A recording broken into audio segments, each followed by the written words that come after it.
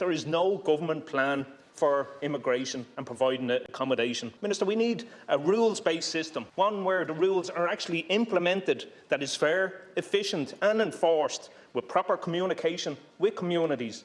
And the government approach has been shambolic, to say the least, from the outset and continues to be so. There is no plan, no consistent approach.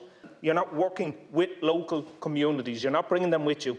Minister, 1,300 international protection applicants were living in tents last weekend until they were scooped off the streets of the city centre and deposited in a field of mud on the side of the Dublin mountains in what can be only described as a cynical PR exercise by government to clear the streets ahead of St Patrick's Day. And a further 13,000 plus people are homeless across the state. Minister, in this day and age, nobody in this state should be homeless. The living conditions that international protection applicants were forced to live in were absolutely inhumane.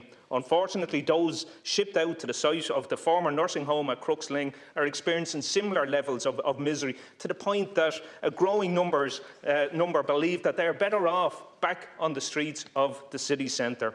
And what we have seen from the government has been an absolute lack of coherence. They bounce from crisis to crisis, failing to address any of the core issues underpinning the crisis. And my party's policies in relation to housing are a matter of record and represent a pathway out of the current crisis for the thousands who have been imparted by the failure of successive governments.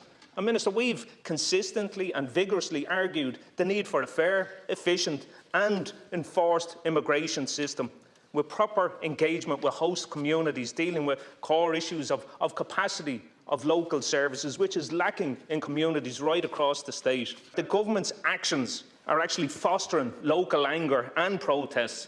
And Minister, over the next couple of weeks here, the Green Party will facilitate a charade in terms of Fine Gael putting forward their leader, a new Taoiseach. But the reality here is we need a general election so that people can adjudicate on your failure and the failure of this government on all of these issues.